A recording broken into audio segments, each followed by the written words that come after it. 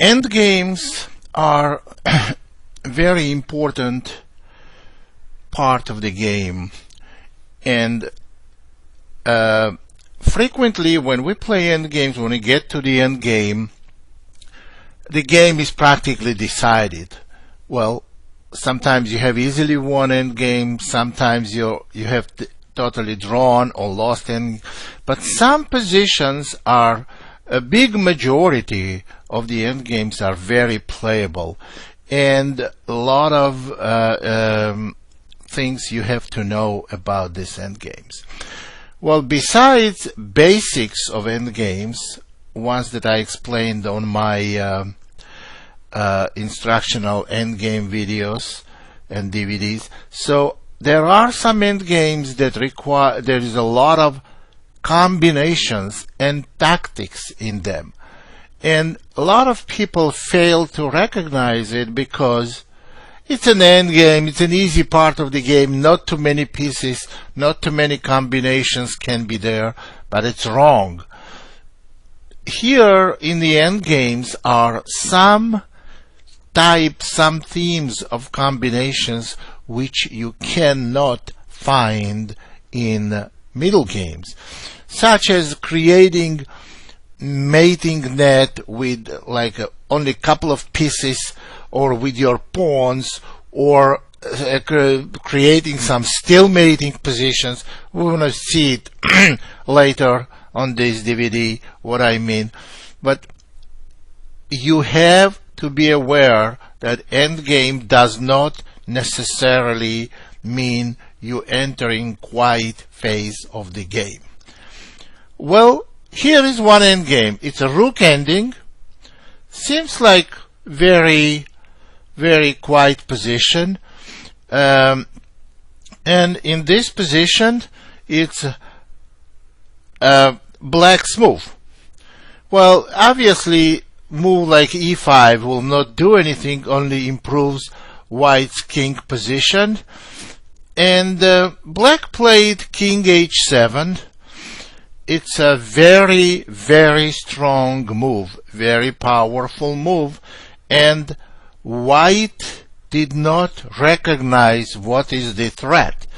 Maybe white thought that black wants to do king h6 followed by e5 mate, but that's not something can happen on a high level games. So white played rook to c7, failing to recognize any danger. And after rook to c7, it's interesting that white is totally lost. And here, why this kind of combinations you can only see in the end game, because you are not going to see king on f4 in a middle game too often. And after g5 check, white is hopelessly lost. Obviously, white must take the g5 pawn, but there are two ways: to take with a pawn or to take with a king. Taking with a pawn is not good, because after king g6 there is a forced mate. Forced mate because of e5 checkmate, and if white goes g4, then h4, and e5 mating threat is unstoppable. What did white think after rook c7? They thought if black plays king h6, they can always go g4 and there will be no checkmate. White escapes on g3 king, and meanwhile f7 pawn is under attack. So after g5 check, h takes g, as we just now explained, is not good, because king g6 and white gets mated. And after king takes g5, you see the bad position of white b5 rook. So black goes rook e5 check. White has only move, there are no choices.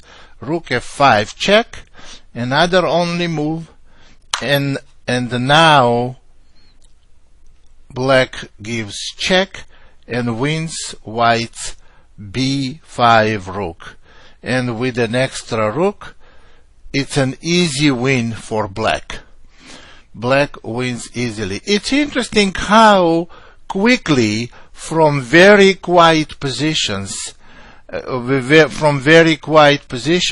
we got total disaster. White got total disaster. Rook c7 and g5 check. This is not instructional from how to play endgame. Absolutely not. This will show you how you have to be aware of some highly unusual dangers in any kind of endgame. So we're going to see several more examples like this. So tactics are very, very important in the endgame in a lot of cases. Well, let me show you one interesting position between two strong players, two grandmasters actually, and white was a piece down, and looks like white has some drawing chances. Here is the position, and it was played between Vladimir Akopian and white against the Chinese grandmaster here. White just played b4. Even though white is a piece down, here is what white anticipates. If black takes on f5, then after king g6, black has bishop and rook hanging. It doesn't look like this is any good for white. But if black takes, white takes back, and if black goes bishop f2, white exchanges the pawn, another pawn, and now white really has drawing chances, because what black has only one pawn on h6, and it's very difficult to win. It's impossible to win, especially if rooks will be exchanged, because you see this is theoretical drawn position even if white loses both pawns, because of h1 square is white square and bishop on e3 is dark square. So this cannot be done. So here comes absolutely amazing combination by the black, and we will see it right now. Here, against all odds, black plays rook takes f5 check. White goes king g4. Now black goes rook g5 check. White plays king takes h6 as expected. And now beautiful bishop e3 move. You see, black now is threatening rook takes b5 with a discover check, and all the white's moves are absolutely forced from now on. Rook takes g5 and b5. Now it's breakthrough, and black is making a pawn which is fast. Now, is this typical for the endgames? No. This is strictly tactics, very powerful tactics, and at this point it's very decisive. So after b5, well, actually there is a pawn also on h3. After b5, their only move is h4 by white to show some little resistance. Black plays b takes a, king h7. Now white is ready to move the rook, so black must take on g5. Pawn takes g5. And interestingly, white manages to make a queen. a3, g6, a2, g7, a1 queen, g8 queen, queen h1 check. And here we will see the power of the combination. This is the key point. King g7, queen g1 check, king h7, queen takes g8, king takes g8, and a4 second time. And now you can see that white is hopelessly lost, because black just simply makes the queen. Endgame positions, interesting and exciting tactics you can see in some studies. Well, in some studies you will see positions that have nothing to do with the real chess game, but in some of them they are very, very instructive, and you will see with a very unusual idea in very normal practical positions.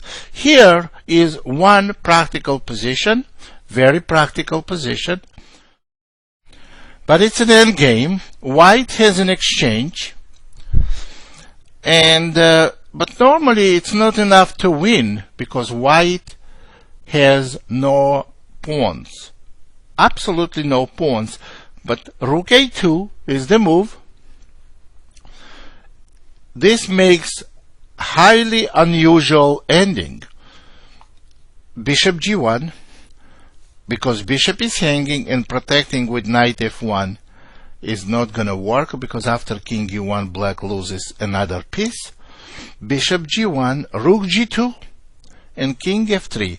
Actually, I looked at this endgame on one of the DVDs, by the way, but here I want to show you how tactical this can be. Now, we have like a couple of pieces on board, and it's extremely tactical and a lot of combinations, only with minor pieces. But the beauty of tactics in the end game, that kings participate in combinations as well, not like in the middle games. In the middle games, king is a target only, but in the end games, king may be a target, may be also active participant.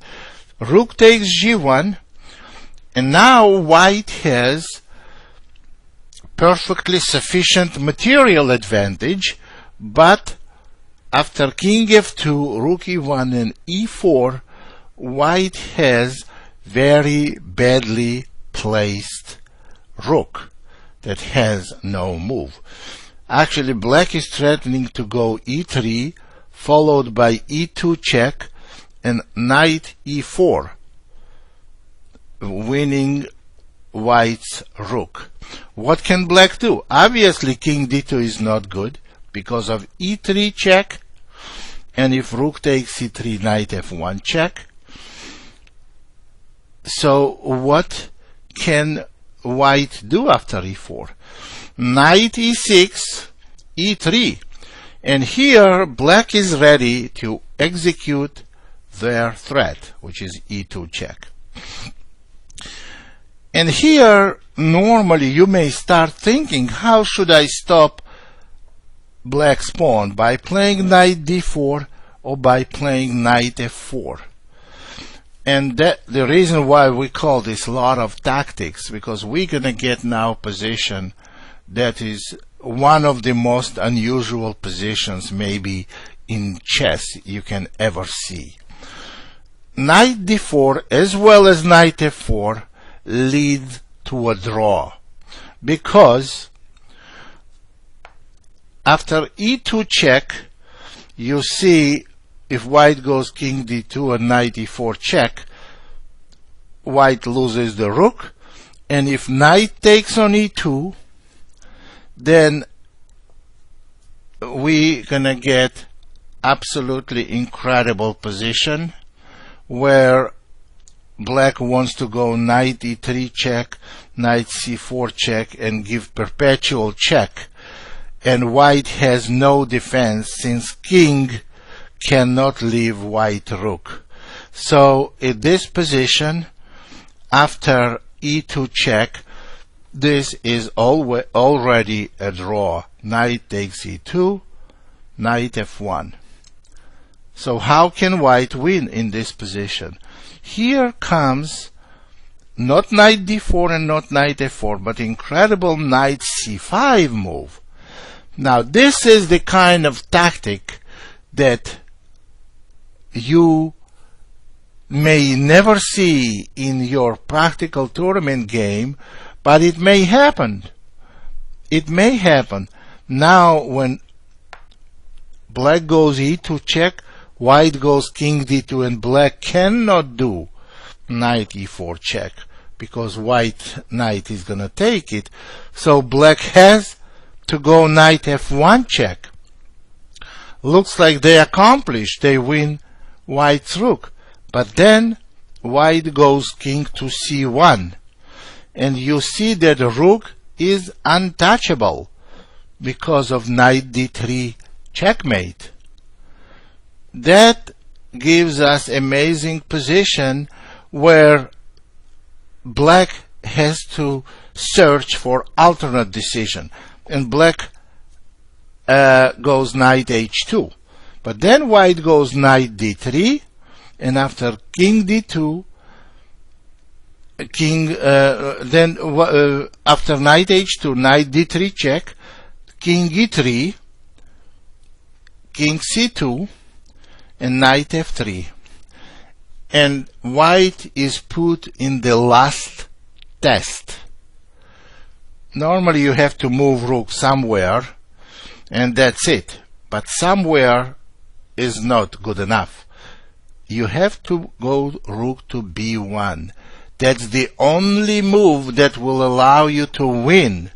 That's how many concrete dangers you have to pass. So to stay away from rook b1, because if rook goes to h1, this is still a draw.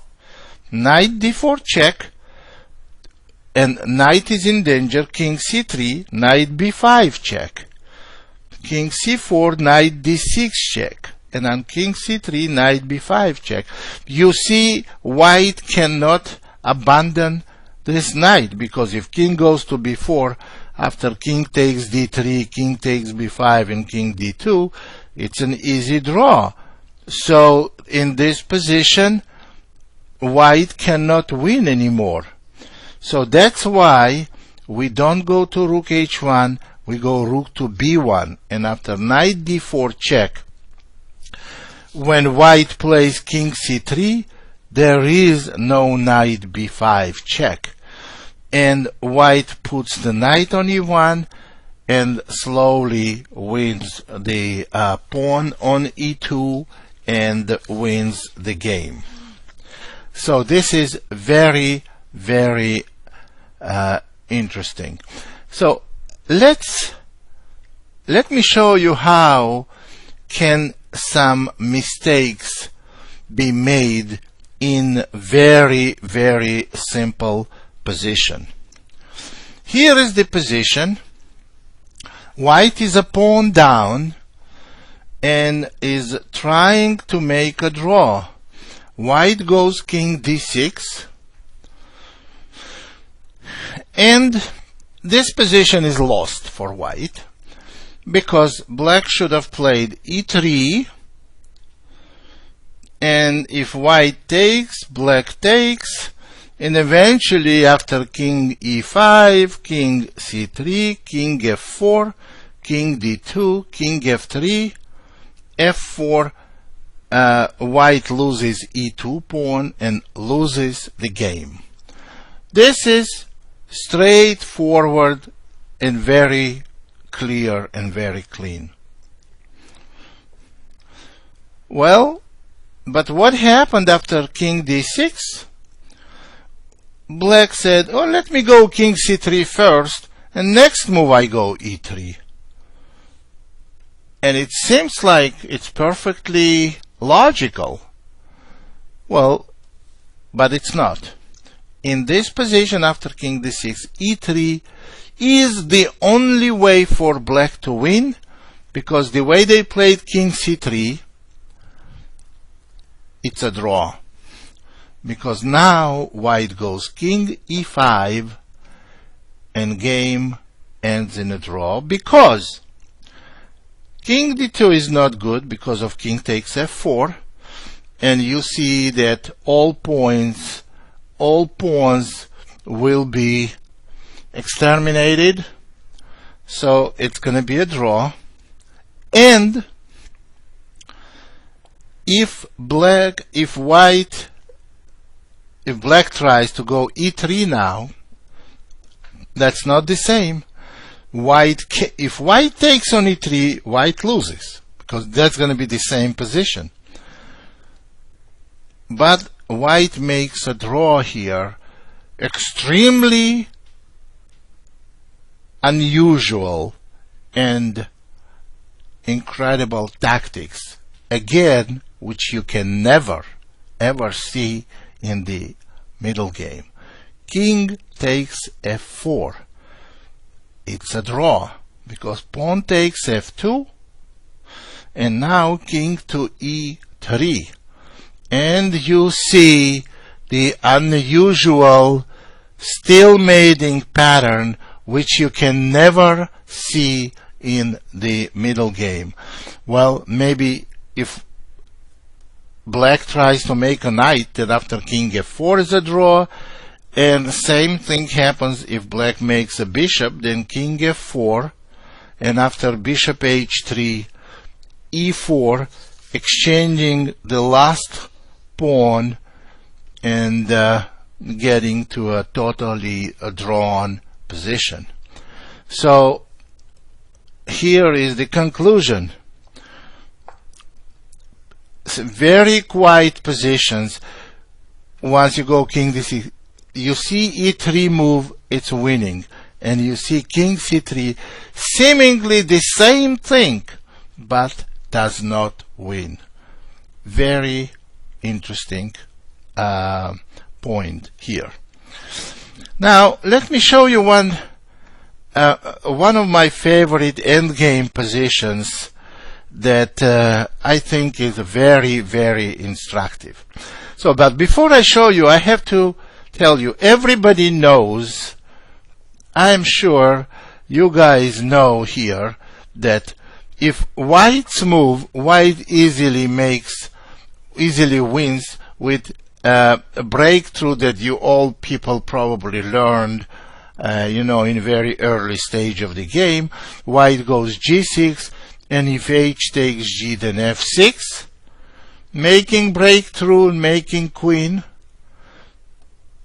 And it's a mirror image. If f takes g, then h6, and the same thing. After g takes h, f6, and you see we're making queen, and that's it. That's elementary breakthrough that we learn in very early stage of the game. But let me show you something that you probably have not seen. Well, most of you have not seen. Here is the position. It's white's move. It looks like total draw, and what white should do, should go king c3, and game will be drawn. But white played king b3, which is also a draw. Black went king c7, and after king b4, black could have played king b6, and game will be drawn, but black went king b7. It's a trap. White went king c5, and now white is lost. It's an interesting breakthrough. This is highly unusual and sophisticated breakthrough. This is kind of combination you will never see again in the middle game, because you cannot have this breakthrough when there are other pieces on the board that can stop the pawn. But here, after f4, black makes a queen by force. Now, why white waited for king to go to c5? Notice that with king on b4, there is no breakthrough, because here is the breakthrough with king on c5. And now we're going to compare with king on b4. On king c5, we have f4. Now, if g takes f, then h4 makes a queen. h4. But after f4, then maybe e takes f. But then we go h4. Now we want to go h3. G takes h. Now we go g3. F takes g. And now we go e3 and we make a queen. Now imagine king on b4. If king was on b4, now white would play king c3 and win easily. So here black is winning. So after f4, there is no other way to stop the breakthrough. The main threat is f3. And after, well, for example, if king takes d5, we already saw what happens if g pawn takes, and we saw what happens if e pawn takes, also h4, gh and g3. Now let's see what happens if white does not take, but take on d5. Now it's interesting way to play. f3. Taking on f3 is forced, and now only move that wins is h4, because we want to go h3. And after g takes h, you give the fourth pawn away, g3, and you make a queen. F takes g, e takes f, black makes a queen and wins all white pawns. That position is easily winning. Now, this is one of the hardest breakthroughs you can ever see. And it looks like when in this position, black's supposed to go king b6, but if they do something like king b7 or king c7, you have to be alerted. Why will he let me go king c5? And king c5 was played in the game, and after f4, black is easily winning. I think this is a very exciting combination with the minimal pieces on the board and with a very interesting combination. Now, in the endgame, when we play in the endgame, now one of the most important parts of the endgame are the pass pawns. Pass pawns can be weak pawns and can be very, very dangerous pawns, very dangerous threats. So here is one interesting. This is also the study, but it looks like very practical position, and black just played h2. Black wants to make a queen. Obviously, the king is on g8. White has to stop the pawn. Rook a1. Now all white has to do to make a draw to go rook h1 and take the pawn on h2. Black goes king g2. Now the threat for black is not to play h1 check, but to play bishop f1. Block the back rank and make the queen, which wins them a game easily. If white goes d4, then h1 queen, and it's an easy win. And here comes most unusual, one of the most unusual moves I have ever seen in chess played in a middle game or end game, which gives white a draw. Move is king h8.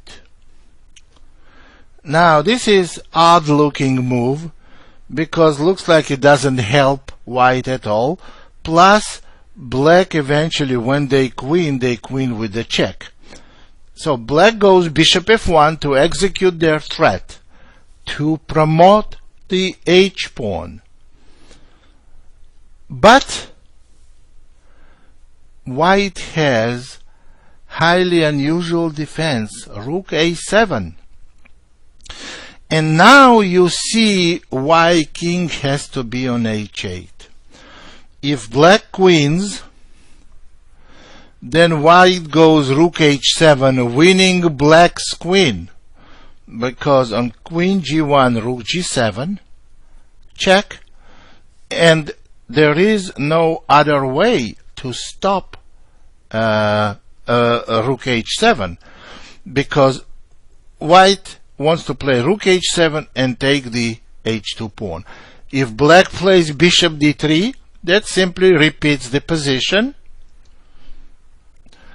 And what else can black play?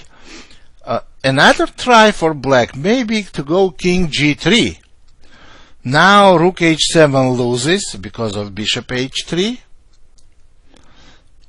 and rook a1 loses because black is going to make a queen. But draw is made in this position if on king g3, rook g7 check first, followed by rook h7 next move, and it's an easy draw. And it's interesting, the reason why we play king h8, that after bishop f1 and rook a7, king is on dark square. So if king was on light square, black would have given check, made a queen, and now you cannot trap the queen because queen goes away. But since the king, our king, is on dark square, bishop cannot be moved with check, and queen has no other square than g1, and rook g7 after that makes an easy draw. Very, very interesting position with only a couple of pieces on board. Very exciting and very, very tactical.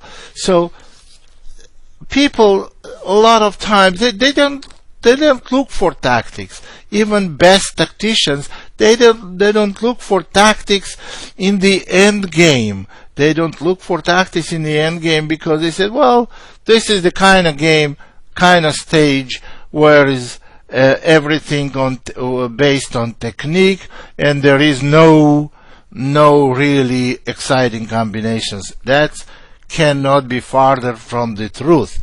Here is one good and a very good, maybe my favorite endgame position. In this position, it's black's move, and amazingly, black wins here. Black wins by series of very powerful blows to white's position.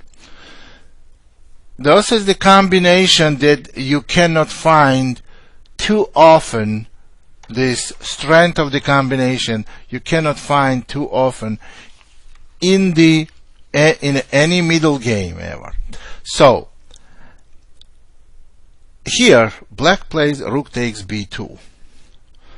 Well, it's obvious they want to take the a2 pawn, and white is going to be in trouble unless they take the knight. White plays knight takes rook. And now c3. Black simply wants to take the knight and make the queen. Now, where can knight move? If knight goes to c4, pawn c2.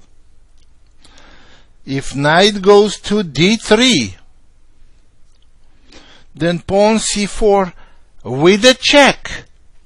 And you see, even if rook takes bishop, then pawn takes d3, and it's easy to see that white cannot stop both black pawns. So after knight takes b2 and c3, it looks like white may have defense. Defense is rook takes b6.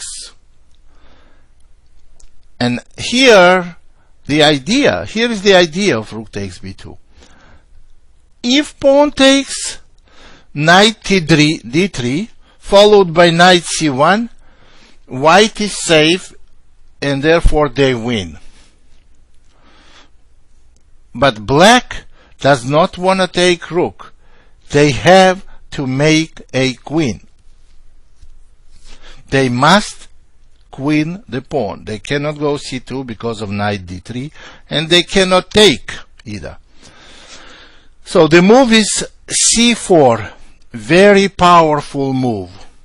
Now black simply threatens c2 and c1. If white goes rook c6, then c takes b, and black makes queen on b1. What to do here? Here, white has no defense. Black queens the pawn and black wins. If black goes rook b4, how do we win? Again, we cannot push the pawn, and we cannot take the pawn. Knight. And here comes the final powerful blow by a5, and white is totally helpless. On rook takes c4, c takes b. On knight takes c4, c2. And it's interesting to see how a couple of pawns overpowering rook and knight. And in this position after a5, white is absolutely lost. And that shows how sometimes you cannot see too many positions where 2 or 3 pawns overpowering knight and the rook, especially if pawns are not connected. Pawns are not connected. They are all broken up pawns, but every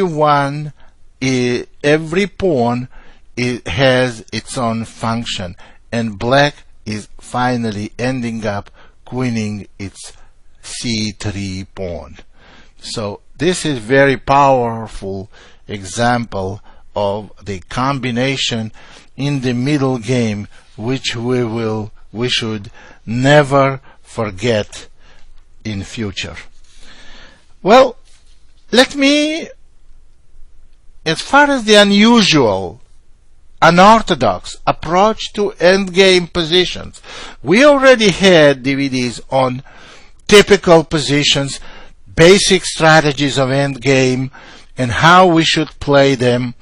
And we had DVDs on that, and most of the time you have to follow these examples.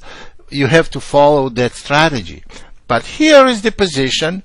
It's not too unusual, but not very, very usual position, where white is trying to stop black's a5 and e6 pawns.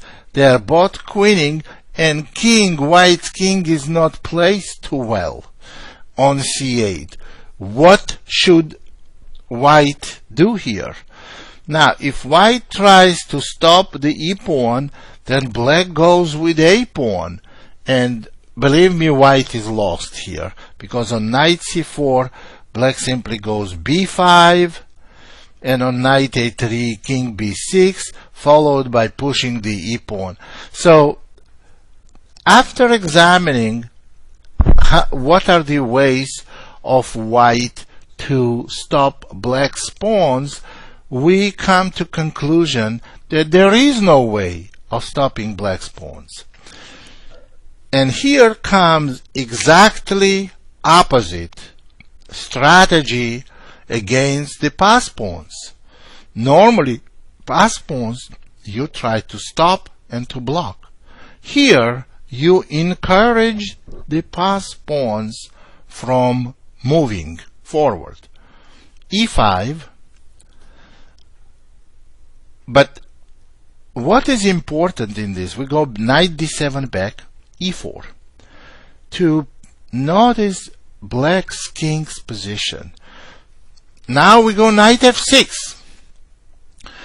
Notice that black never has a chance to push the a-pawn, because we then take the pawn. We're constantly attacking black's pass pawn, and now black may even lose. So after knight f6, black has to continue pushing. We go knight d5. White gives black no break. e2. Now we go knight c3. And now we got knight to the position we want, and when black wins, there comes very interesting perpetual check that you cannot see too often. But as I said, this is tactics. There are some hidden resources, and when you have to exploit them. This is extremely powerful example of unusual tactics or unusual strategy, you may say. Well, anything unusual for chess comes to a tactic. It says special tactics. Well, that's what it is. And after knight c3 in this position, e1 queen on knight b5 check, we have a perpetual check. Very, very interesting way to play the endgame. Here is one of the most tactical endgame positions I've ever seen. It's absolutely brilliant position. It's a study by Israeli problemist Yohanan Afek. But the reason why I'm bringing it here, because this looks like very practical position, something that can happen in everyday's game. Well, you see the knight is hanging, and knight cannot move white's knight because it's protecting the rook, and it looks like black is gonna get the piece back, and position looks like draw. However, this seemingly quiet position is extremely sharp and absolute gem of the endgame and total beauty and a lot of tactics, typical endgame tactics. Now, notice that if white plays knight e5, it will be a draw because black simply is going to take the rook, and after knight d7 check, king c6, knight takes f8, bishop takes g4. This is, we don't want to go into details, but believe me, this is a draw. This position cannot be won by either side.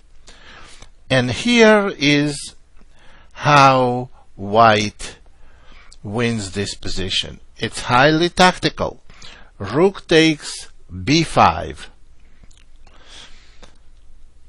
Obviously, black must recapture.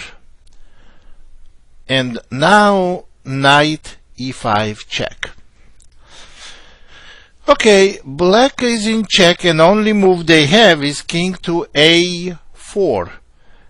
Notice the other two moves are king b6 and or king c5 will allow white to win the rook after knight d7 check and will have technically winning position. King to a4.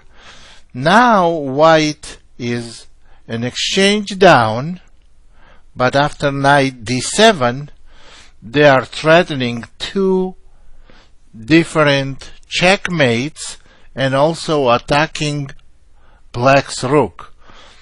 And it looks like that's it, and black lost. But here comes more powerful tactics for black now. It's black's turn. Black goes bishop e2. Now, notice this is very practical position. Now, bishop e2, attacking white's bishop. What is the point of this move? You will see the point now. You will see the point because if white takes the rook, black takes the bishop, of course it's a draw. But if white takes the bishop the way they should, and they do, black goes rook b8 check. And see if white takes the rook, it's a stalemate. If king moves to a2, then rook b2 check. And when white takes, it's a stalemate. This is the kind of positions, as I mentioned before, that you can have this kind of themes only in the endgame, never in the middle game. So this is also stalemate. So what is for white to do? If white goes king to c3 here, black is gonna take on a3, not right away, maybe after rook check, and actually there is no way for white to make any progress on king d4. There will be rook d2, rook d8, maybe even simply king takes a3. White is never gonna win this position. So after rook b8 check, white plays mind-blowing bishop b5 check, which black must take. Now if king takes, then there will be no more stalemate, and after knight takes b8 white wins. And if rook takes, then white goes king a2, and this is one of the most unique positions in chess, when side that is on the move loses. It's black's move, so black loses. Amazingly, rook on b5, which has to make the move, because nothing else can move for black, rook will be lost on the next move. On rook b3, or rook b7, or rook d5, there are only 3 moves black rook has, and fork is gonna win black's rook. On rook b3, knight c5 check, on rook b7, knight c5 check, and on rook d5, knight b6 check. So black's move, black must make one of these 3 moves. White will win the rook and win the game. It's absolutely amazing position. And what is interesting, just notice, if it was white's move, then white is totally lost, because any move they make, black's rook is free, and so the game is won for black. For example, on king a3, the king a1, king takes a3, and if knight moves, then rook moves. So this is an interesting position and absolutely beautiful And also every move is tactical, and that's what can be here is from very quiet position, we can get so much tactics that you cannot see. You may play 1 or 2 tournaments in all year. You may not have as much tactics as you can see in one simple endgame position. Well, just I want to show you another one very quiet rook ending. Very quiet rook endgame position. Here is the position.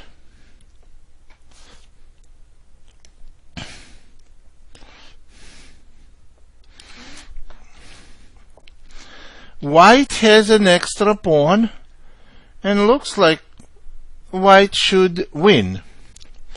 The position is winning. What is so unusual in this position, in this game?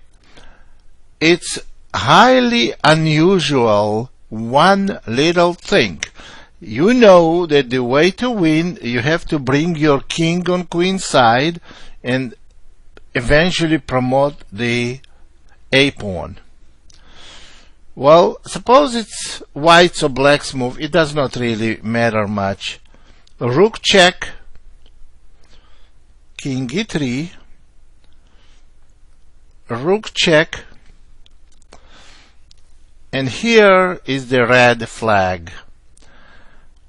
White must go to the queen side, as I mentioned, but white cannot play king d4. If white goes king d2, they are safe and they are winning. Eventually they're gonna come king c2, king b2, and climb up all the way to b5 and b6. Now, what is the problem with king d4 move? King d4 move allows black most unexpected tactics that is very hard to envision in this position.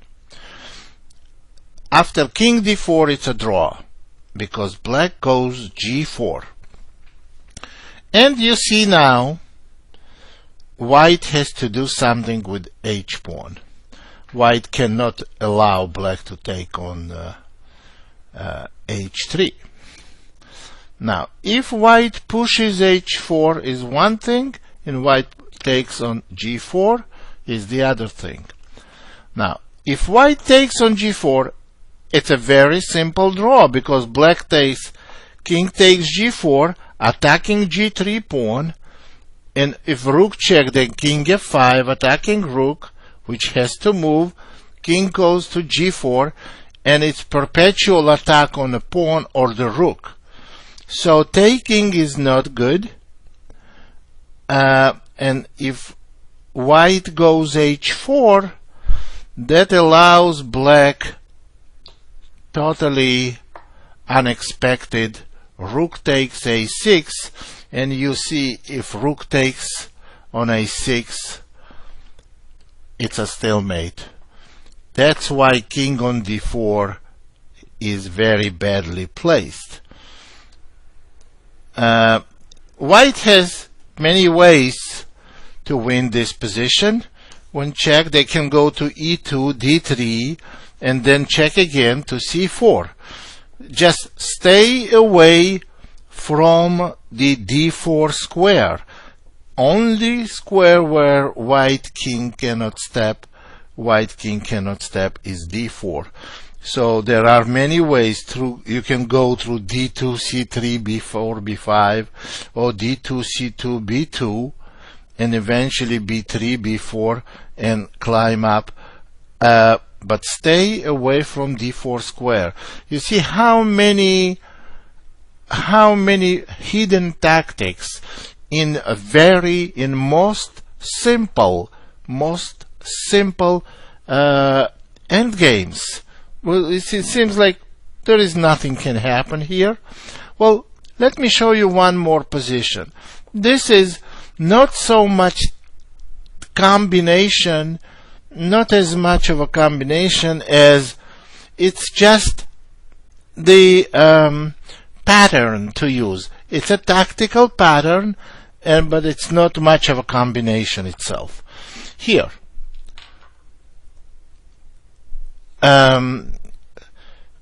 in this position, black is obviously threatening d2 and d1.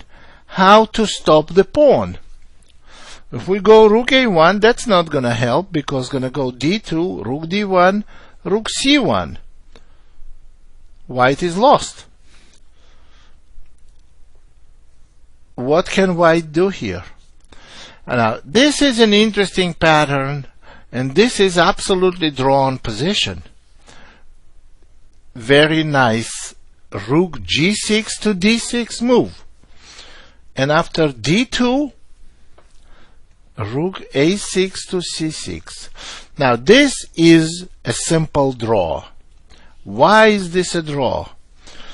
If black makes a queen, white simply plays rook takes d1, and you see, regardless which way rook black takes, white takes the other one. So d1 cannot be played.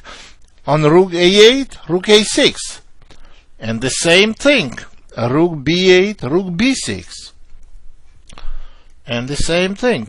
If king goes to h7, now what we're gonna do? Now we can simply play rook takes d2. Now we can even try to play for win. So there is no defense. So white is threatening to take pawn on d2 in this position. And when rook moves, the other rook follows it. And this is not combination. You may call it combination, but this is the pattern, perpetual attack pattern. Rook b8, rook b6, and neither side can make any progress. So white obviously cannot make progress, but black cannot get use of its passed pawn. Also very interesting. So now you see what I'm trying to do to raise your awareness of hidden tactical possibilities, a lot of tactics, a lot of different themes in the end game on tactics, not only in the middle game. It's a lot of tactics. You have to use basic strategy, be aware in tactics, and always be alert. And also sometimes you have bad game, bad position, and it's something you can use too. So endgame should never be referred as quiet stage of the game. Endgame can be more tactical than many middle games. So that's the tactical side of the endgame. In this position, white has a passed pawn, so is black. Opposite color bishops very much looks like a draw. However, because of tactics and tactics only, white manages to queen their d pawn. The move is d7. Now white queens this pawn. Black has several different attempts to stop this promotion, but they all fail. The main move is rook d2. It's the best move, but first let's try two others. Two others are bishop c6 and rook f7. Well, they both fail. Rook f7 loses quickly after bishop e7, and you see there is no way black can stop d8, and bishop c6 loses also quickly after rook c3 check followed by rook takes c6, because if black takes on c3, then bishop a5 check followed by queen. You see how much tactics is in this endgame. So rook d2 is the move, and now white's rook on g3 is practically on fire. White goes rook c3 check, forces black to go king d1. Now, king takes c3. This is very practical position. Will be met by bishop a5 check and taking rook on d2, after which white promotes the pawn. King b1 loses after rook b3 check, and white wins the bishop. And king b2 loses after very clever bishop f6 move, and when black takes the pawn, then discovered check, and black loses the rook. So black's king d1 move is the forced move. Now white plays rook c1 check. That's an amazing same pattern of putting black's king and the rook on the same diagonal that bishop can pin it. Now king takes c1 loses after bishop g5. Black has to go king e2. Now we go rook to e1 check. And again king takes e1 fails because of bishop a5. Black has to go king f3. Obviously king d3 just blocks the rook on d2, and after bishop g5 or bishop h4, white simply wins. So king f3 has to be played. Now we play rook f6 check. And again, mirror image. If white goes king f2, now we go bishop b6. And after rook takes d7, rook d3 check. So they cannot go king f2. They cannot go king f4 either, because bishop g5 check. And after king f5, rook e5 check, or simply d8, or rook e5 check wins, king takes e5, bishop takes d2, queening next move. So after rook to e3 check, only move is king g2, but then how white wins here? On king g2, we have several different ways to play. So rook e7 move is not gonna help white because of bishop c6. And the other attempt is to play king takes g4, trying to mating net. But then rook takes d7 and there is no mating net. After bishop h4, black has too many defenses. Here comes the winning move. The winning move is this position is rook e2 check, forcing black to take the rook, and now bishop g5. Next move, white is gonna make queen, and there is no way black can stop d8. Now this position is actually, it's very interesting in a way that everything around the pass pawn, whether pass pawn is going to queen, then white wins. If pass pawn does not queen, it's a draw. but that's the end game. This is typical pattern for the end game. Sometimes you have the pass pawn, and if you don't queen it, you have no use from it. So in the middle game, when you have a pass pawn, you can orchestrate from there to tie up your opponent's pieces, or to go to the end game that you know is going to be winning. But once you have pass pawn already in the end game, your possibilities are limited. You have to queen it. You have to win some piece for this pass pawn. Otherwise, this pass pawn is totally useless. But all strategy is around this pass pawn. What is amazing part in this particular end game is how much tactics involved after d7, rook d2, and rook c3 check.